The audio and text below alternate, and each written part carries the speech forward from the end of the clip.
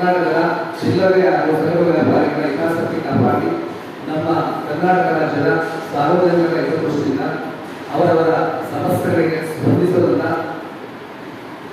ಬೃಹದಾಕಾರದ ಸುಮಾರು 25 ಜಿಲ್ಲೆಗಿಂತ ಹೆಚ್ಚು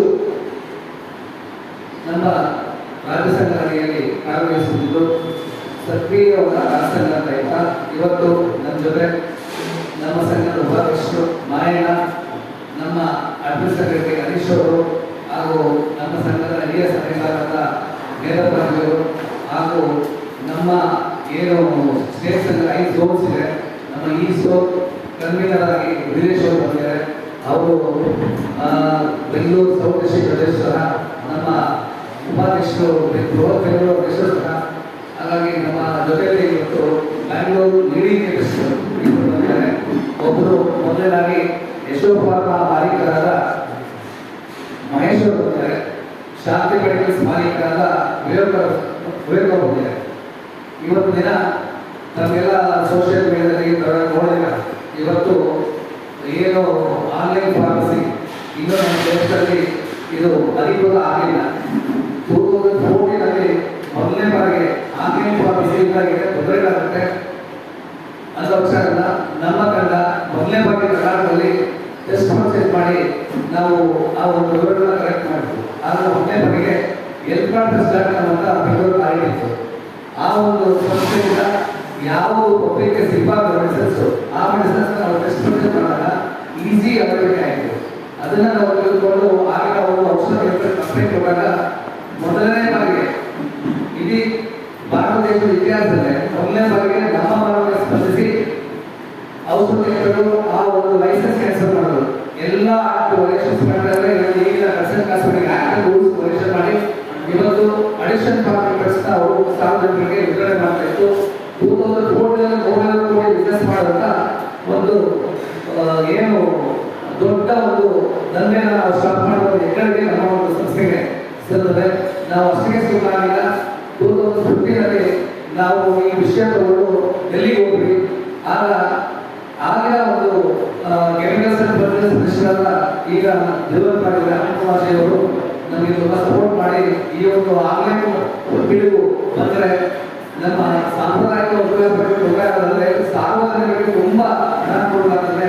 addiction for drugs easy availability ಆಗುತ್ತೆ ಅಂತ ಹೇಳ್ಬಿಟ್ಟು ಅವರು ಈ ಫಾರ್ಮ್ಸ್ ಅವರು ನಮ್ಮ ನೋಡಿದ ಆರೋಗ್ಯ ನೋಡಿ ಹೇಳಿ ನಮ್ಮ ನೆಟ್ಟವರು ITI ಕೆಲವೊಂದು ಸೆಕ್ಷನ್ಸ್ ಅಲ್ಲಿ ಅವರು ಫಾರ್ಮಸಿ ಅವರು ಬಿಸ್ನೆಸ್ ಭೇಟಿ ಮಾಡಿ ರವಿಶಂಕರ್ ಪ್ರಸಾದ್ ಅವರು ಬದಲಾದ ಕಾಲಘಟ್ಟದಲ್ಲಿ ಈ ಒಂದು ಏನು ಟೆಕ್ನಾಲಜಿಗೆ ಅನುಗುಣವಾಗಿ ಇವರು ನಮ್ಮನ್ನ ಒಂದು ಮುಗಿಸುವಂತ ಕೆಲಸ ಮಾಡ್ತಾ ಇದ್ದಾರೆ. ಒಂದು ಜವಾಬ್ದಾರಿಯುತ ರಾಜಸಂಸ್ಥೆಯಾಗಿ ನಮ್ಮ ಒಂದು ಕರ್ತವ್ಯಗಳಾಗಿದೆ. ನಮ್ಮ ಒಂದು ಸಾಂಪ್ರದಾಯಿಕ ಒಂದು ವ್ಯಾಪಾರಿಗಳನ್ನ ಉಳಿಸ್ಕೋಬೇಕಾದ ಒಂದು ಗುರುತರದ ಜವಾಬ್ದಾರಿ ನಮ್ಮಲ್ಲಿ ಇದೆ.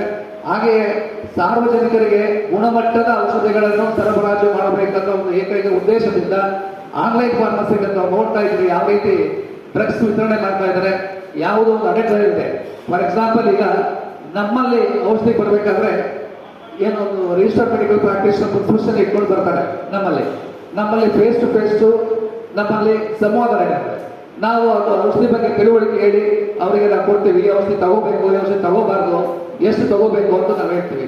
ಅದೇ ಈಗ ತಾವು ಈಗ ಎಲ್ಲ ಪ್ರಬುದ್ಧರಿ ಇವತ್ತು ಒಂದು ಯಾವುದಾದ್ರೂ ಒಂದು ಮೆಡಿಸನ್ಗೆ ನೀವು ಕ್ವಿಕ್ ಡೆಲಿವರಿ ಆಪ್ಸ್ ಇರ್ಬೋದು, ಆನ್ಲೈನ್ ಪೋರ್ಟಲ್ಸ್ ಹಾಕಿದ್ರೆ ಅವರು ಮೊದಲನೇದಾಗಿ ನಿಮ್ಮನ್ನ ಪ್ರಿಸ್ಕ್ರಿಪ್ಷನ್ ಕೇಳ್ತಾರೆ.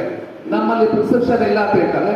ಅವರು ಒಂದು ಎಲ್ಲೋ ಈಗ ಬ್ಯಾಂಗ್ಳೂರಿಂದ ಒಂದು ಲಾಗಿನ್ ಆದರೆ ಡೆಲ್ಲಿಯಿಂದನೋ ಬಾಂಬೆಯಿಂದನೋ ಒಬ್ಬ ಡಾಕ್ಟರ್ ಕನೆಕ್ಟ್ ಆಗ್ತಾರೆ.